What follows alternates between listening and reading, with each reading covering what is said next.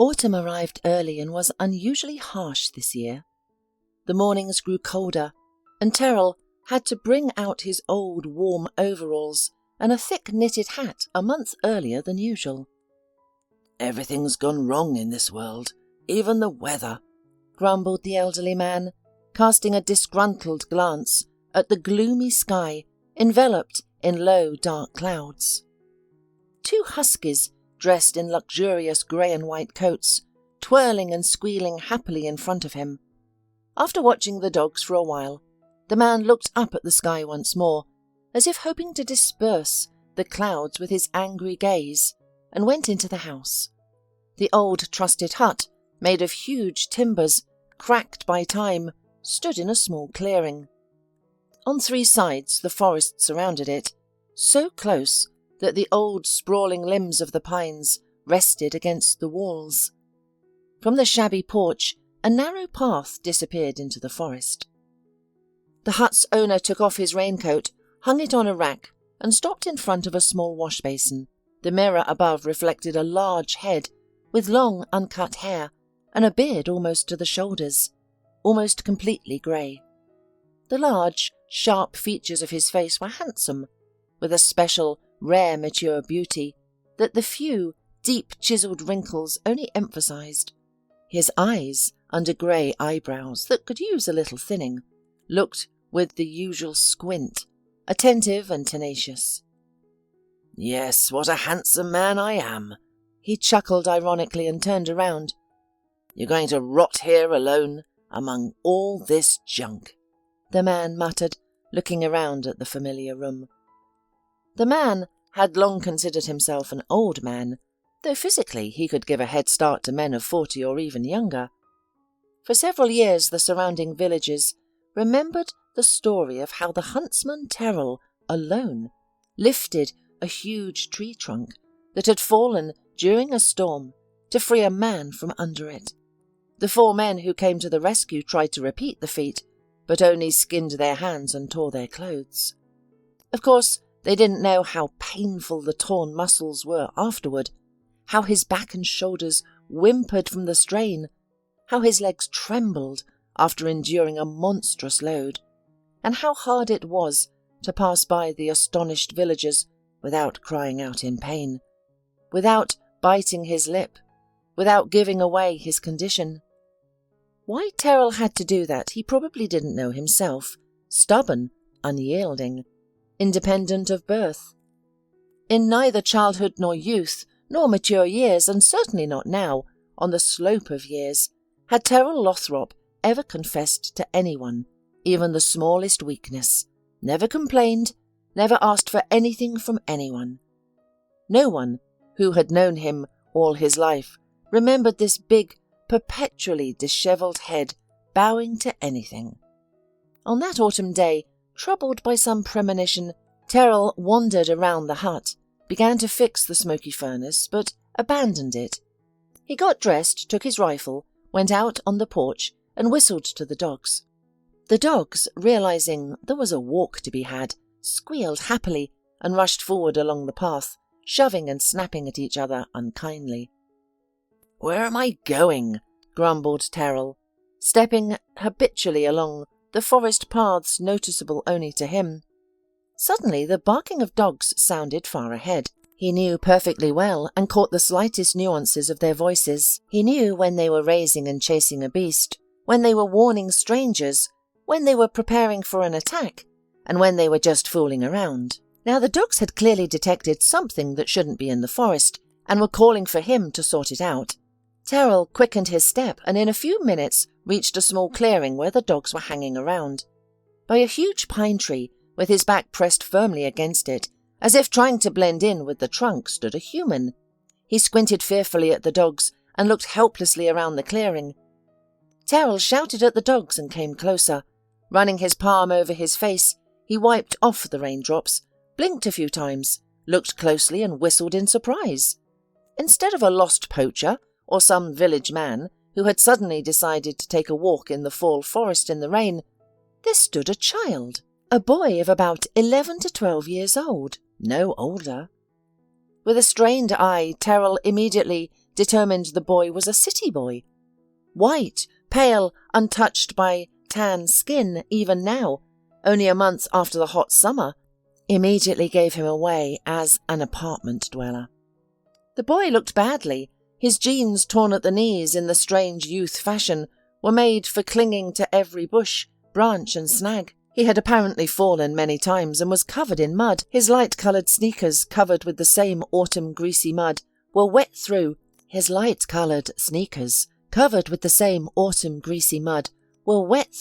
And caused his owner agony. The boy looked at Terrell, approaching him with no less horror than at the dogs. Frankly speaking, huge, tall, overgrown with a thick beard, dressed in an old camouflage suit, with a hunting knife at his belt, Terrell could scare anyone. He looked more like a forest robber than a peaceful passerby. "Quiet, don't be scared of me." Terrell sensed the kid's fear, raised his hands. "Don't worry, it's all right. I'm the local huntsman, I'll help you." He tried to say something in reply, but only a hoarse whisper came from his throat. "Oh, you're freezing completely," said Terrell, anxiously grasping the boy's cold, wet hand. "Come on, quickly." For a while, the lad waddled alongside Terrell, but with every step he limped more and more. After a few minutes, the huntsman turned and easily picked up the boy in his arms.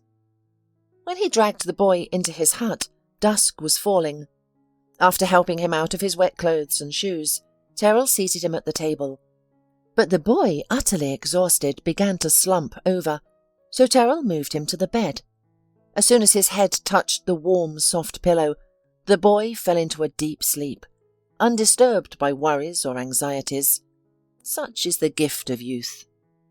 "You've made a lot of mud," Terrell grumbled, picking up the boy's sneakers from the floor and removing the guest's light wet jacket from the rack. He shook the jacket lightly to rid it of moisture, and various items spilled from the shallow pockets. 2 keys, some coins, a flash drive, and a small paper rectangle wrapped in a cellophane bag.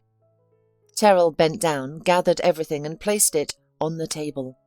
Out of the corner of his eye, he noticed a photograph wrapped in the film.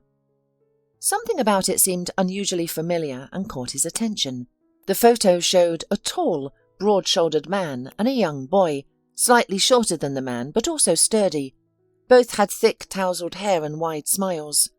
The older man had light-coloured eyes, while the boys were dark. Yet they shared a resemblance that made them kin, close to each other. Terrell's heart pounded frantically. Suddenly, images from the past, from his entire life, seemingly forgotten and buried deep in memory, flashed vividly before him.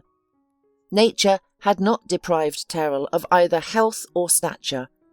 From a young age he stood out among his peers, towering over them with his height, broad shoulders and booming voice. It was unwise to cross Terrell Lothrop, let alone anger him. He was quick to retaliate, but to his credit he was fair and forgiving. The one thing he absolutely could not tolerate or forgive was cruelty to animals. He was relentless toward tormentors or neglectful animal owners. While he personally taught his peers how to treat animals well, he devised unusual educational methods for adults. Terrell's ingenuity and skill knew no bounds.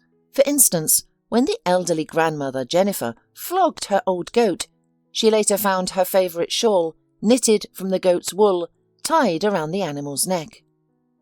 A stingy neighbour of the Lothrops who starved his dog once discovered his refrigerator empty, while dogs throughout the neighbourhood dragged pieces of frozen meat down the alleys in a daze. And the shopkeeper, who had abandoned his newborn kittens in the cold, found herself unable to leave her house in the morning because the door was sealed with a thick layer of snow. Terrell's antics were the talk of the village. Some laughed quietly, others openly expressed support for the tireless defender of animal rights. The truth-teller himself was often punished by his father for his exploits, but he seemed to view the punishments as a cost of his noble activities. That evening, 14-year-old Terrell was in no hurry to get home from training when he heard some sounds coming from an alley. Something was clearly going on. He turned the corner decisively. Under a lantern that cast a dim, uneven light stood a short figure with something small at her or his feet. A few steps away, 3 boys Terrell knew well were gathered. They were an inseparable trio of hooligans, 6th graders. He looked closely and suddenly realized that the solitary figure confronting the boy was a girl. The girl was short and thin, and beside the tall, strong boys she seemed like a toddler. She had dark skin, black, thin braids sticking out from under a tied headscarf, and inexplicably, despite the fall mud, she wore house slippers on her feet. Above was something like a dress made of unusually bright fabric, and over it was a jacket that was clearly too small for her. Overall, she looked improper, entirely out of context. Terrell was initially quite surprised by this fact. He knew everyone in his settlement, both adults and kids. Then he realized she wasn't a local. She was a stranger. Many such people had recently arrived in the village. Terrell's parents said that they were refugees from some hot spot. What exactly a hot spot was, Terrell only vaguely understood, but it was evidently a bad place, as people with nothing but small bundles of rags and children had moved here and settled in long-abandoned houses on the village outskirts. "Hey you squint-eyed monkey! Don't you understand our language at all? That's my puppy! Do you hear me?" said one of the boys. The girl murmured something quietly, words Terrell couldn't catch. She suddenly bent down and picked up the little spotted puppy, who immediately licked her face. "What's there to talk about with her?" the second member of the group shouted. "We just need to take him away, that's all. Let's hurry before the glue dries, or the doggy won't stick. I'll shove that glue in you, you freak. No solvent will wash it off." Terrell promised in a quiet, grave voice. The effect exceeded all expectations. Caught off guard, the young hooligans tried to scatter, but instead collided with each other and fell, forming a pile of chaos on the ground. Suddenly, a clear, bell-like laugh rang out. It was the girl laughing. Terrell looked at her surprised. "Wow," he thought. "Just now she was almost trembling with fear, and suddenly she's laughing." The boys, having finally disentangled themselves, fled as fast as they could. Shouting a couple of affectionate and not-so-littery words after them, Terrell turned to the girl, who continued holding the puppy. "That's it, you don't need to be afraid any more," he graciously assured her. "They won't come near you again." "Thank you," she said quietly, stretching the words slightly. "My name is Terrell," Terrell muttered. "What's your name?" "Sadie," the girl said quietly. They were sitting on an old log along the fence. The rescued puppy, the culprit of the incident, was merrily examining its surroundings. Terrell and his new acquaintance were talking passionately. The boy couldn't imagine talking so easily with a girl. Until now, peers, classmates, and neighbour girls were unremarkable creatures to him, with nothing to discuss. And suddenly beside him was a girl who was very interesting to him. Sadie's parents and others had fled to Terrell's country to escape bandits attacking their small village. She spoke of it reluctantly and quietly, as if listening for the sound of gunfire again. Terrell, of course, understood nothing about who shot, who was shot at, or why, but he realized how much Sadie had endured, terrible and deadly dangers that not every adult could survive. She suddenly seemed to him like a kitten, as small and defenseless as the animals he had rescued from human cruelty. "Well, let's go." He got down from the log and, to his own amusement, offered his hand to the girl. "Mum, Dad, this is Sadie," he declared from the threshold, looking into his astonished parents' eyes. "She needs to be fed, and Mum, do we have a jacket for her? Maybe we can get something from Jennifer. She's got more than she needs." "Yeah, right away," instantly responded his sister Jennifer, 3 years older, and not inferior in character and determination. "Take one of those. Apparently, kittens and puppies on the street have ended. Now our benefactor decided to help people." The mother laughed softly. Sadie started to go to school and often visited the Lothrop's house. Everyone was used to the quiet, thin, black-haired girl with dark velvet eyes and a white-toothed smile. With Jennifer, Terrell's sister, they became good friends, often playing pranks on Terrell, and it surprised no one when their childhood friendship grew into something more. Everyone saw that the tall, shouldering Terrell saw no one but the short, thin as a reed Sadie, and she looked only at her knight with love and admiration. "Oh, he's engaged, and don't sigh, it's useless," Jennifer declared, laughing at her friends who eyed her handsome brother. "Terrell is in love and needs no one but his beloved." Terrell finished school, went to the army, and Sadie waited, writing him letters. When the young man returned to his village, he marched past his parents' house and burst into the shabby house where Sadie's family lived. "That's it, Sadie, I can't go on without you. Pack up," he muttered, grabbing the bewildered girl and burying his face in her hair. The wedding of Terrell and Sadie was long remembered in the village. Sadie was unusually beautiful in her airy white dress. Terrell looked at her as if seeing her for the first time. The villagers put on their best clothes, guided by the rule that the brighter the better on holidays. Against this motley background, the bride looked like a porcelain statuette. Terrell admired her, adored her to the point of pain, wishing all the guests would leave him alone with his wonderful wife. "I'll go to the end of the world with you," she said without hesitation, the perfect words for that moment. Terrell was truly happy with his little princess, ready to carry her in his arms always, especially since his wife weighed no more than a child. After the army, Terrell brushed off all offers to continue his education and went to work in a huge forestry. "Dear," Sadie once said, placing a huge bowl of borscht in front of her husband, "you're not home often. I don't see you much." Terrell, listening to her, took a big bite of bread and replied, "Sadie, I have to work while they pay me. You and I need a big spacious house, because we'll have many children, 2 boys and 2 girls at least." "Are you crazy?" she laughed, playfully flicking him on the head. "But to have kids, well, at least 1. You have to be home every once in a while." The man smiled, dropped the spoon, and grabbed his wife in his arms. Time passed. 3 years flew by unnoticed. Terrell and Sadie lived and worked, laughed, dreamed, and loved each other and the world around them.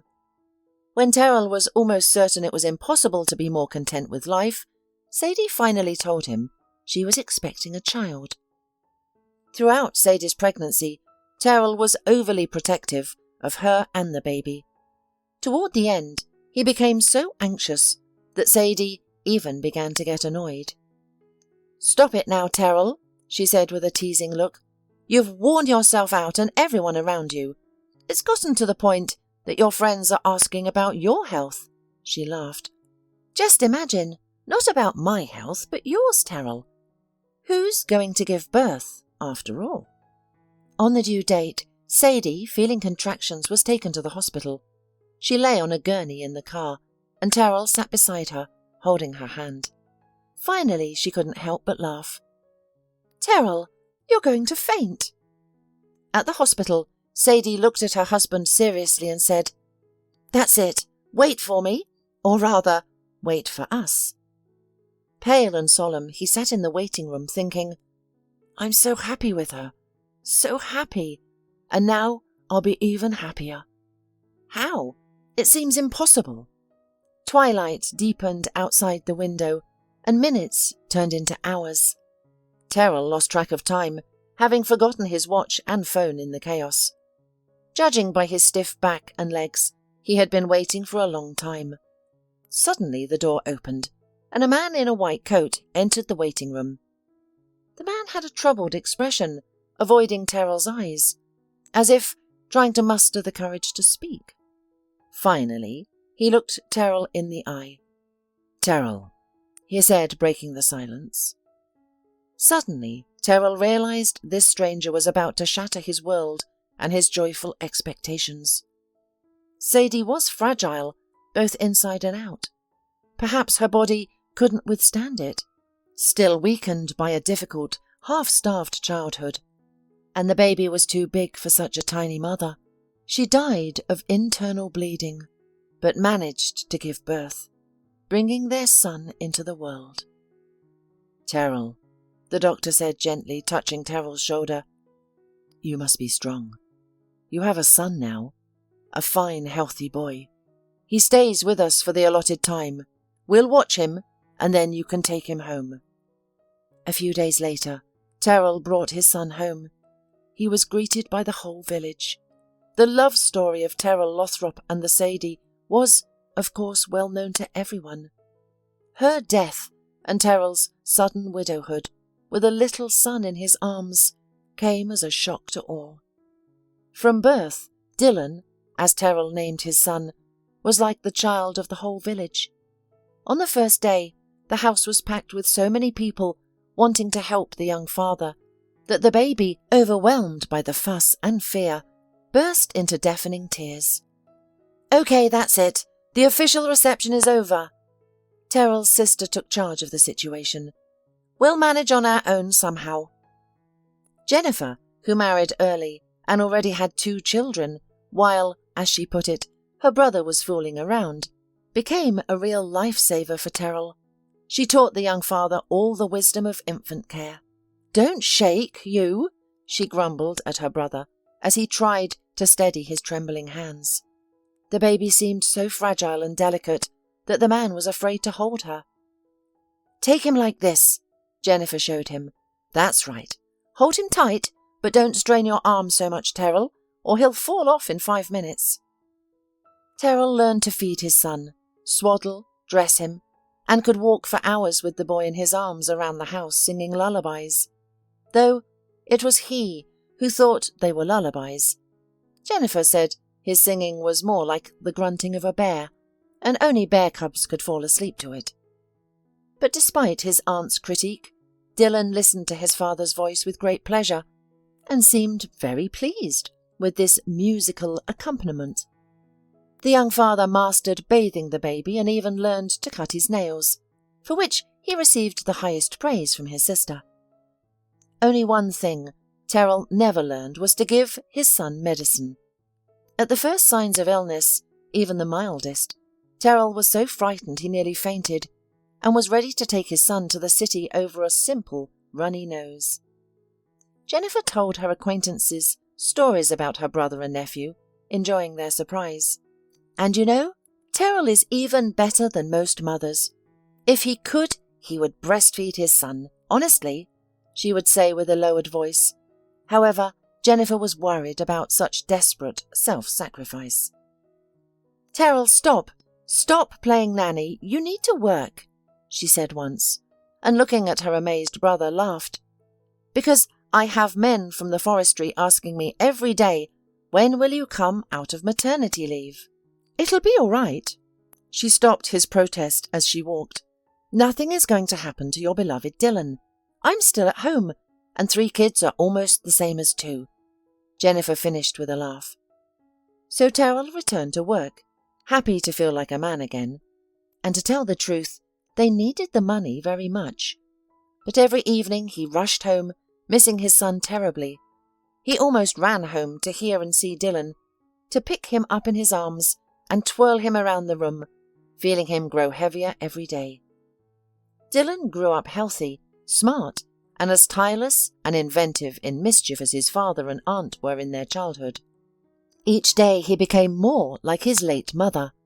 His father's sturdy build and his mother's lightness and flexibility were wonderfully combined in him.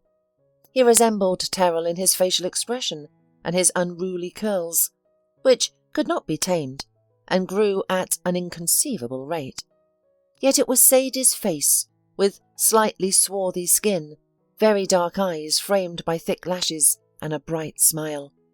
And the expression on Dylan's face, calm, a little thoughtful, as if cautious, often painfully reminded his father of the one who had long left him.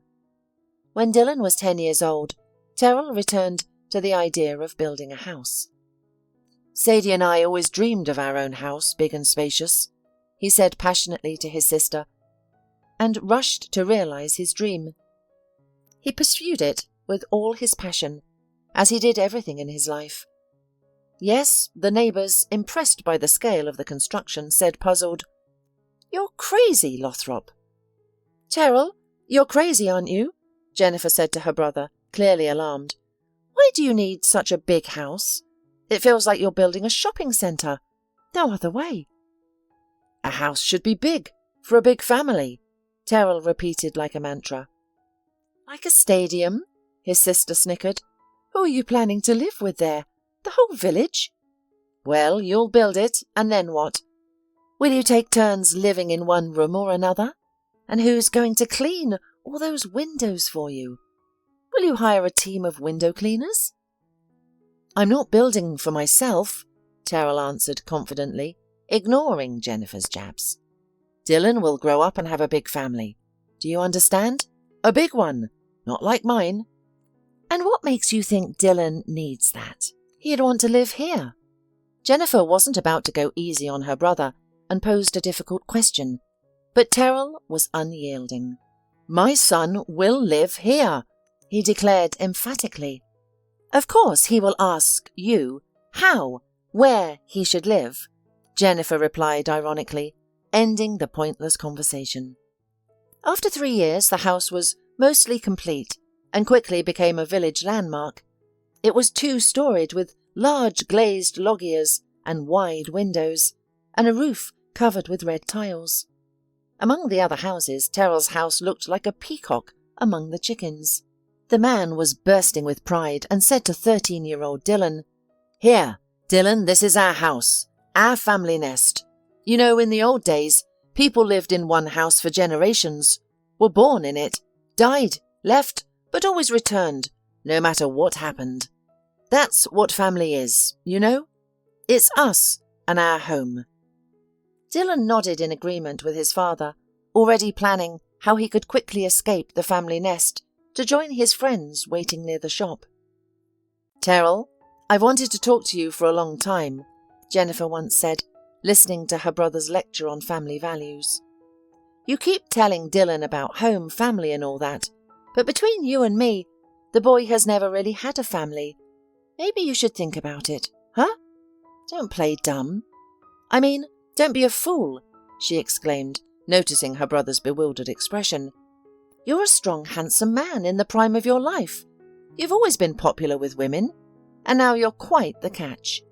However, now we'll have to find a crazy woman to agree to clean this machine. Jennifer couldn't resist her favourite joke about the house. But don't worry, I'll find you someone. You have plenty of admirers in the village. Jennifer looked at her brother and laughed at his frightened expression. Terrell, well, seriously, are you planning to live like a bachelor forever? It's been 13 years since Sadie died.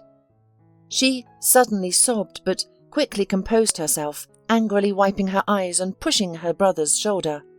Listen, Terrell. Well, let's say you didn't want to bring a stepmother into Dylan's life. It's all right, but now what?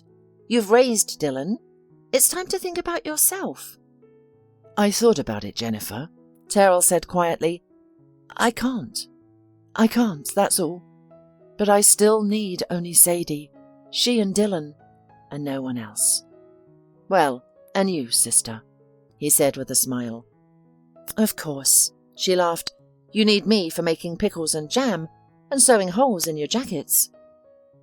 Time passed quickly, each year faster than the last. Terrell, still lonely despite his sister's efforts to marry him off, lived with his son in his big new house. As Dylan's graduation approached, he became more restless. Terrell, returning from work, was surprised to see his son refusing his usual walks to the river with the dogs or hikes in the woods, which he had always loved. Dylan claimed he was studying for exams, sitting in his room on the second floor, but most surprising and disturbing to Terrell was that his son began to shut his door tightly, as if isolating himself from his father, hiding something. Jennifer, Terrell's primary advisor in all life matters, shrugged.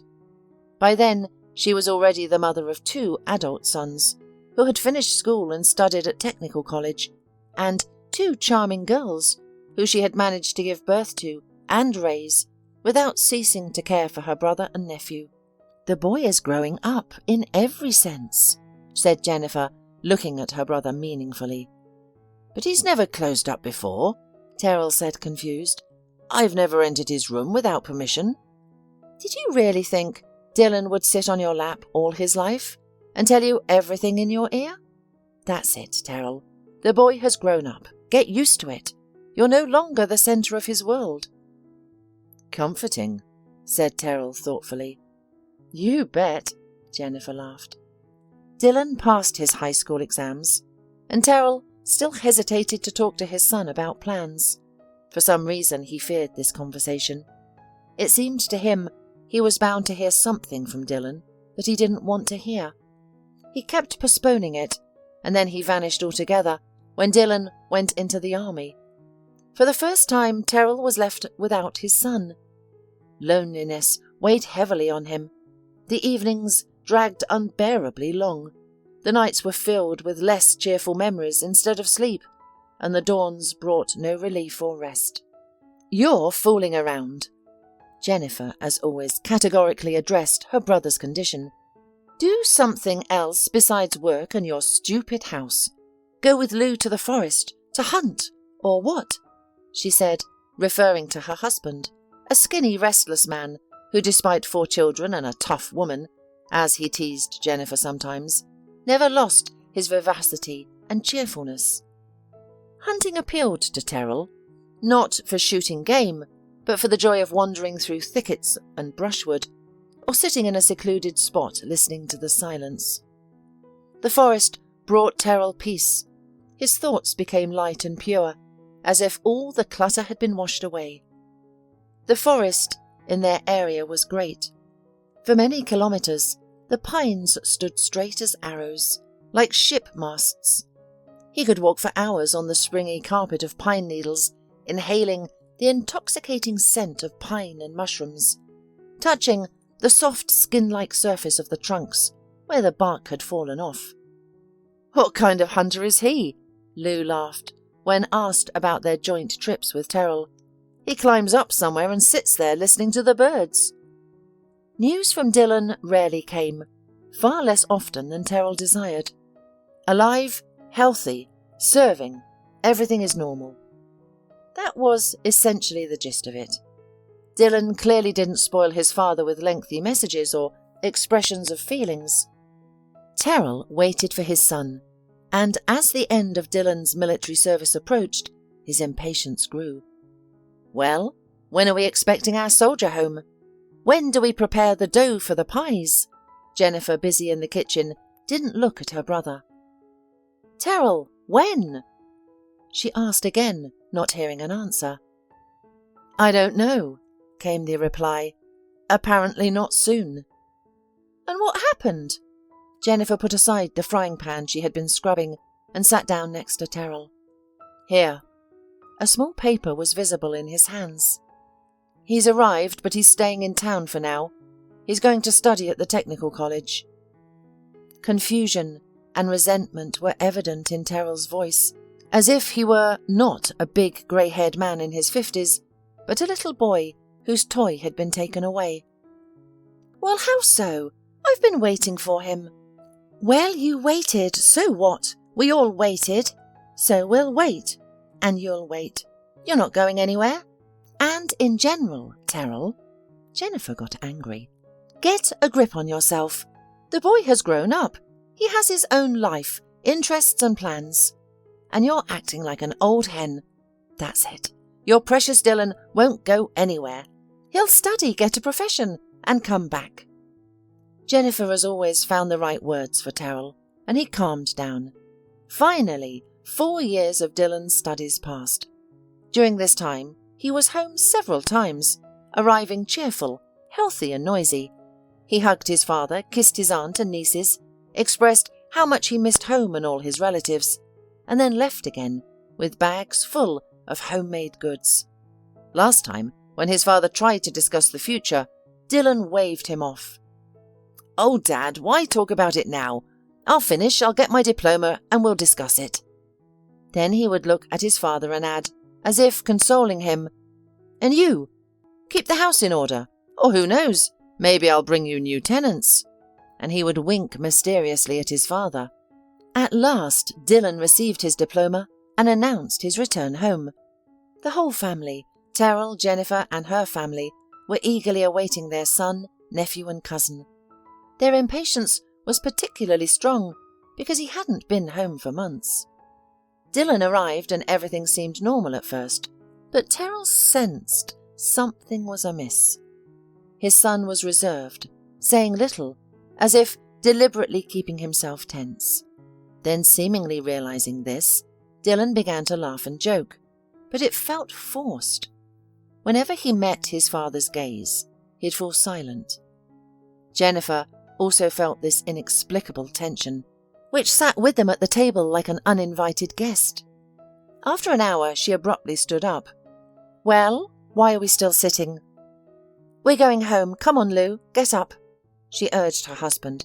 "Girls, let's go. Paul, where's your brother? Did he get lost in your uncle's mansion? Let's go home, everyone. Dylan needs to rest from his journey." Hurrying her large family along, Jennifer ushered them all out. She then returned to her brother, kissed him on the cheek, and whispered faintly, "Good luck, and please stay calm." She patted Terrell's shoulder encouragingly, intercepted Lou as he tried to return to the festive table, and closed the door behind all of them. Terrell and Dylan were left alone. They had always gotten along well, even in silence, with a sense of understanding and trust. But now Terrell realized with anxiety and surprise that it was difficult to be near his son. Waves of tension seemed to emanate from Dylan, who was clearly struggling with a serious decision. His father suddenly felt that the young man sitting opposite him, once so dear and beloved, had become a stranger. "Well, son," Terrell cleared his throat, "let's drink to your homecoming." Dylan twirled the shot glass in his hands and set it on the table. "You drink, I don't want to," he said, looking at his father in the face.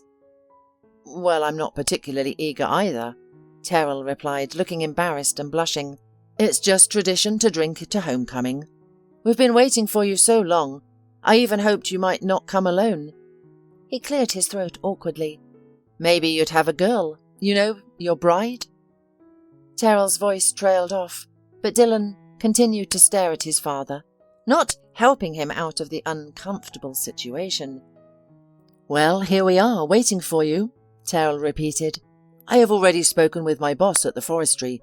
A good place in the office has already been reserved for you. But I'll tell you, even without my boss's help, there's plenty of work." "Dylan, why did you come without your things?" "Are you going to take them later?" "Let's just say I'm here for my things right now," Dylan said at last, as if he had finally made up his mind. "Father," he said, using a word he had never addressed Terrell with before, and then, as if sensing his rudeness, smiled apologetically. "Dad, let's talk seriously, okay, and try to listen calmly. I'm not coming back here," he stated. "What do you mean?" Terrell asked, his voice muffled. "Wait, I don't understand what you're saying." "I'm not going to come back here," Dylan repeated, enunciating each word clearly. "I'm not coming back at all. Never." A heavy silence fell over the house, broken only by the ticking of the large old clock on the wall. "Wait, I don't understand. I can't think straight. So you didn't come home. Did you just come to tell me you're never coming back? Is that it?" "Well, pretty much, yes," Dylan confirmed. Terrell looked at his son confused, then inexplicably grabbed a glass filled with whiskey from the table and downed it in one gulp. "You want to abandon the place where you were born, where you grew up, where you were loved, where your grandparents and your mother are buried?" Dylan suddenly objected, as if defending himself. "Stop it, Dad! Why are you acting like an old stump? That's nonsense. Ancestral graves, dear home. What's next? Reminiscing about the apple trees under the window? What kind of talk is that? It's the 21st century, don't you realise? All the opportunities are in the city. All normal, smart people succeed only there. Here, in our backwoods, you can only count cockroaches and get stupid among the local bumpkins." As Dylan continued his tirade, Terrell looked at his son attentively, as if seeing him for the first time. "I take it you don't want this house either?" Terrell smirked as soon as his son paused his heated monologue to catch his breath. How can it be, Dylan? Didn't we dream together of having a family home? No, Father, I need the house, Dylan suddenly declared. I don't understand. Terrell ran his hand over his eyes tiredly. You're not going to live here, but you still need the house? What's not to understand? Why do I have to explain everything to you like a child? I want to sell the house. I need money, Father. Money. I've already found a buyer. They're offering a good price. If everything is settled quickly, then... Dylan trailed off, meeting Terrell's gaze. Ah, so that's why you're here. To sell the house. You need money, then. Now I see. Terrell smirked, outwardly calm but inwardly shaking. Tell me, son, if it weren't for the house, would you have come here again? And besides, where would you offer me to live? Should I go to your aunt's house? Why go to my aunt? There's always a solution. After all, are you really going to stay here all your life? You could go to the city too. There's a lot of demand for drivers of your caliber there, by the way. And for living? Well, you could rent an apartment. Dylan spoke, trying to sound confident and convincing, but he seemed to realize the absurdity of what he was suggesting to his father. Finally, he fell silent. So I sell the house, give all the money to you, and move to the city in my old age. Me? To the city? He said it as if he were listening to these wild words for the first time. And settle down somewhere. Well, something will be found. And you'll help me, son, right? You won't leave a dumb old country bumpkin in the city alone, will you? Terrell smiled ironically, and Dylan turned white. Well, then sit in your clan nest like an owl, Dylan shouted. It was you who dreamed, not me. I've been dreaming of something else for a long time. All my dreams are out there, do you hear? And I need money for those dreams. Father, did you really think I'd come back to this backwater? What would I do here? Fell trees all my life? I'm ashamed to even bring my wife. Yes, my wife. Dylan noticed his father's astonished look, stretched his lips in a smile and nodded. Imagine, I got married and didn't tell you anything, because I didn't need all this village nonsense at my wedding, you know. My cousins and sisters in their best village outfits. My dear Uncle Lou, who'd get drunk in half an hour and start telling stories of how I ran around pantless as a child. And my favourite aunt, with her peasant antics, and your dear boss from forestry. Do you understand? I don't need any of that. Dylan's excited speech was cut short as his father suddenly stood up, quickly moved toward his son, and slapped him hard. From the blow, Dylan's head jerked back, and his cheek began to redden rapidly. Your aunt may have peasant antics, the father said in a quiet but somehow very scary voice, but she raised you like her own child after your mother died. If it hadn't been for her, I couldn't have handled you. Go away, Terrell said in a muffled voice. The door had long since closed behind Dylan, and Terrell sat at the table, unable to take his eyes off the pattern on the tablecloth. Over and over again, he traced the outline of a large red flower with numerous curls. Somehow it seemed to him that if he lifted his eyes from that stupid ornament, what had happened and what had been said, which seemed to hang in the air, would simply collapse on him and crush him with its own weight. How much time had passed since his son had left, Terrell did not know. The room was gradually getting darker, twilight creeping in from the windows. "Are you still sitting here?" came a sudden sound in the silence. He looked up and didn't immediately recognize his sister. He had to concentrate hard to do so. "Jennifer, he's gone completely," Terrell said. "He doesn't need anything here, do you understand? Nothing. And he doesn't need us, even me." "He only came to tell you that?" She somehow didn't look particularly surprised. Terrell nodded uncertainly. He realized that nothing and no one would make him admit to his sister that Dylan had come for the money. and it didn't seem important to him right now. Jennifer, my dear, how can it be? Terrell looked at his sister confusedly. I was ready to give him everything. Everything. Do you understand? But why did he say that? About me, about all of us. Terrell did not want to repeat the words that Dylan had thrown about his aunt and her family, about all the people who had surrounded and loved him from birth. Jennifer sat down next to her brother and sighed deeply, in a special way, as women who had been through a lot, but who kept their souls warm and generous could do. From this light sigh, it becomes lighter, as if you are a baby again, and next to Mum, all troubles become small and insignificant, like a scratch on your knees. She hugged her brother, pressed his weary head against her, and shook him gently. "Oh, Terrell, Terrell," she murmured faintly. "You put all of yourself into your boy. You left nothing for yourself. Not a single drop." A few days later, Terrell came to the forestry department and met his boss. After an exchange of greetings, he asked, "Listen, you seemed to be looking for a gamekeeper in the reserve. Did you find one?" "What are you talking about, Terrell? Where can you find one?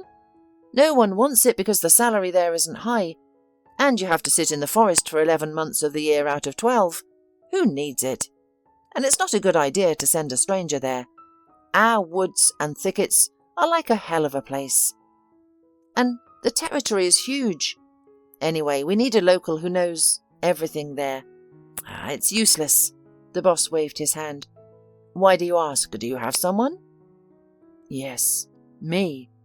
Terrell looked at the man confidently. "I know our forest.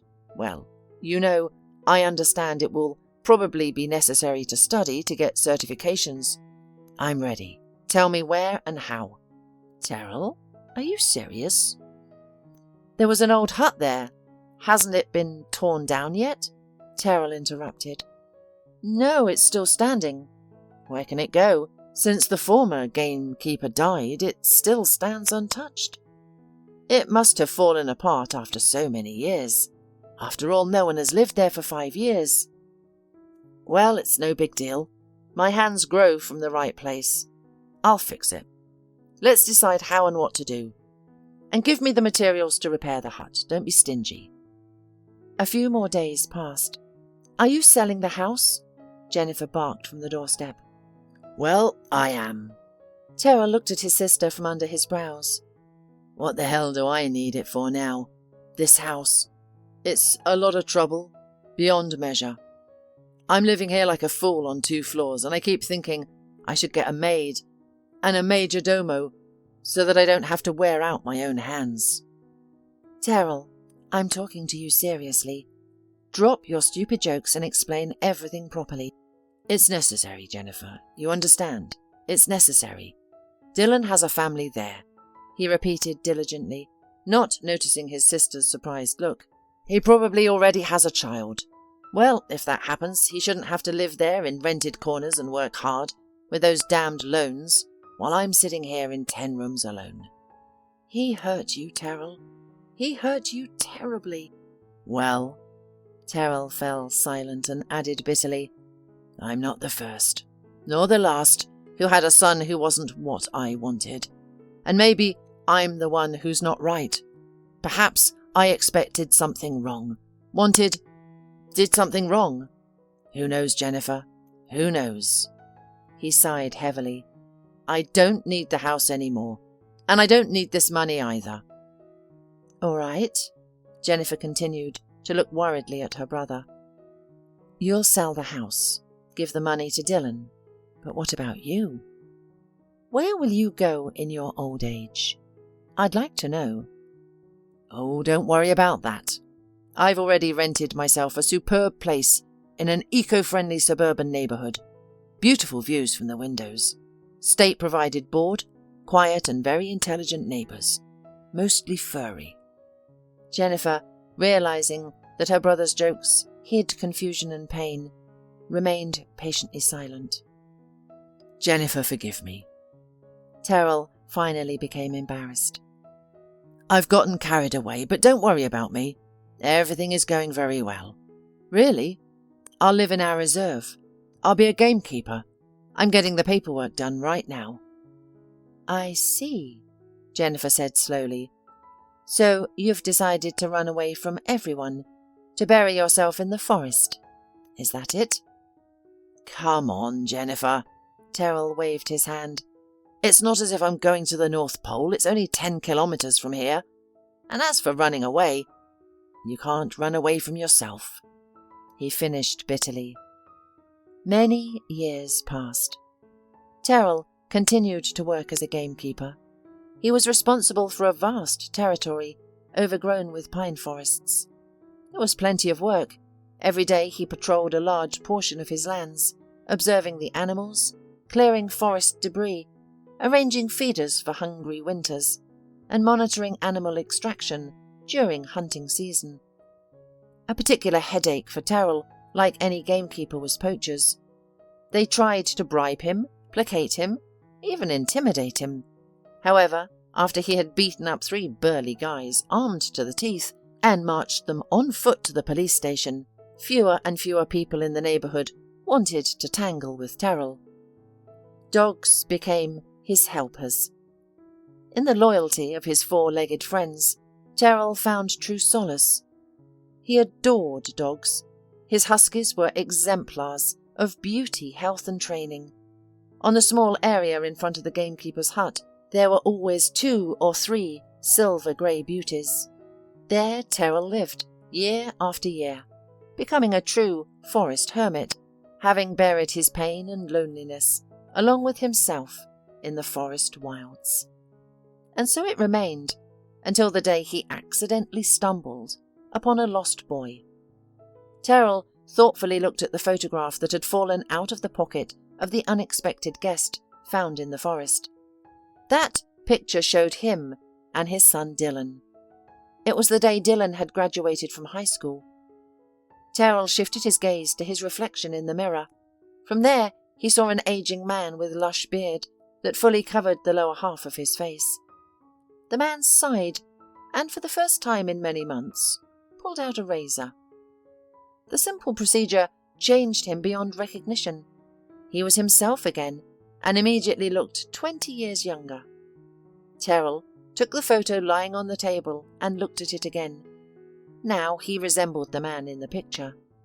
And suddenly he noticed that the boy on the bed was staring at him with wide eyes.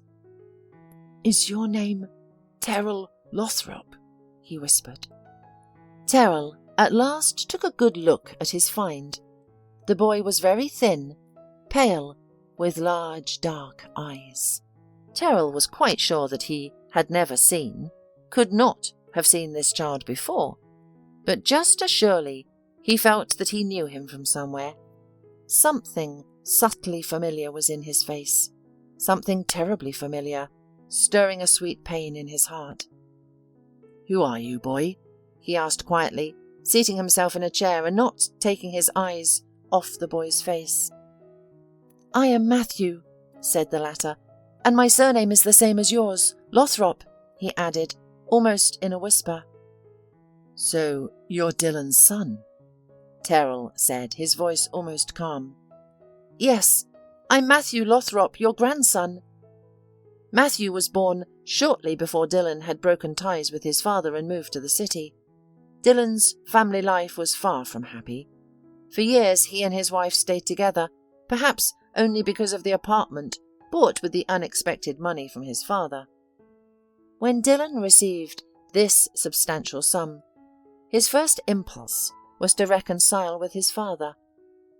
"You'll have time," his wife declared when he told her about it. "He probably said nasty things to you too, so let him come to you to make amends." However, Dylan tried to contact his father, but was informed that Terrell no longer lived in the village. Months turned into years, and Dylan always thought he could wait, finish urgent matters, and then go fix everything. Matthew grew up amid endless quarrels between his parents. Lonely and feeling unwanted, he was convinced he was alone in the world, except for his self-absorbed parents, always busy with their grievances against each other. Then one day he saw a picture of his young father, embraced by a tall, handsome, slightly grey-haired man. "That's your grandfather," his mother replied grumpily to his question. "A rustic fool, and your father's the same. He should have stayed in his village, then I might have a normal life." The usual complaints about fate and Dylan followed, but Matthew no longer heard them. He has a grandfather, and he lives nearby, just 10 kilometres from the city. That same evening, he tried to ask his slightly drunk father about his grandfather. Dylan was embarrassed. Talking about his father always stirred a burning mixture of anxiety, shame, and longing. To hide it, he said, "Forget about him. He hasn't thought of me once in all these years. I'm probably guilty too, but he should have also—" Dylan fumbled for words, ran his hand over his wet eyes, and added angrily, "He was always as stubborn as a mule." "Just like you," his wife habitually fueled the quarrel. "Don't you dare speak bad of my father," Dylan blustered. "You're living in his apartment, by the way." Matthew, having endured another fight between his parents, couldn't take it anymore and ran away from home. He had some birthday money saved up. After reaching the right village by bus, the boy timidly asked the first person he met where he could find Terrell Lothrop. The man looked indifferently at the boy and waved his hand toward the forest. Matthew wandered through the woods for a long time, drenched and frozen, his head clouding from hunger and fatigue. Then a tall, broad-shouldered, bearded man emerged from the forest and took him in his arms. For some reason, Matthew immediately felt at ease and calm. In the morning, instead of the bearded man, his grandfather sat in the chair, exactly as Matthew had imagined him in his dreams. Terrell sat next to his grandson and held him close, his arm around the boy's narrow, skinny shoulders. The old gamekeeper's heart beat smoothly and joyfully. Everything was back to normal. He had someone to live for again.